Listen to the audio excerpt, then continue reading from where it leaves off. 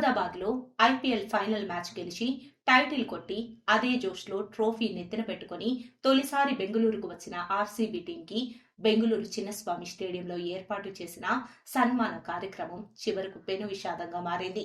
11 మంది క్రికెట్ అభిమానుల సంతాప సభగా మారింది.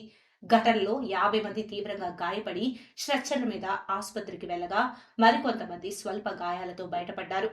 ఎన్నో అపజయాలు చూశాక 18 ఏళ్ల నిరీక్షణ తరువాత తమ అభిమాన జట్టు టైటిల్ కొట్టిందంటే ఆ కిక్కే వేరు. సెలబ్రేట్ చేసుకోవాల్సిన సందర్భమే. కానీ విచక్షణ లేకుండానా గేట్లు బద్దలయ్యేలా దూసుకెళ్లి లాఠీ చార్జిను సైతం లెక్క చేయనంత సాహసం ఎవరు చేయమన్నారు? ఎక్స్గ్రేషియాగా మృతుడి కుటుంబానికి 10 లక్షల పరిహారం ఎలాగో వస్తుంది. కానీ పోయిన ప్రాణం తిరిగి రాదుగా. పిచ్చి ఇంతగా పీక్ స్టేజ్ కు ఎందుకు వెళ్తుంది? స్వీయ క్రమశిక్షణ లేకపోవడం వల్లే ఇలాంటివి జరుగుతున్నాయా? ఈ కథనంలో తెలుసుకుందాం. అసలు ఇలాంటి సంఘటనలు జరగడానికి కారణమేంటి అనే ప్రశ్నలు ఈ సందర్భంగా సామాన్య జనం నుంచి వస్తున్నాయి. మితిమీరిన అభిమానమా? స్వీయ క్రమశిక్షణ లేకపోవడమా?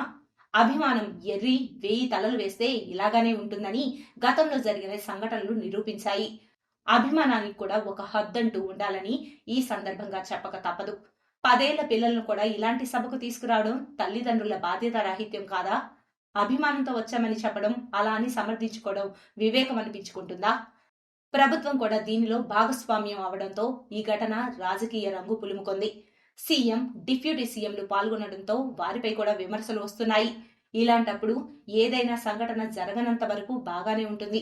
జరిగిన తర్వాతే లబోదిబోమన్నా చేసేదేమీ ఉండదు. అందుకే అంటారు, కొన్ని సంఘటనలు జరుగుతాయని తెలిసినా పట్టించుకోరు. జరిగిన తర్వాత పట్టించుకోవాల్సిన అవసరం ఉండదు. ఎందుకంటే అప్పటికే జరిగిన నష్టం ఎవరు పూడ్చలేరు. 11 మందిని బలి తీసుకున్న బెంగుళూరు తొక్కిసలాట మనకేం సందేశం ఇచ్చినట్టు?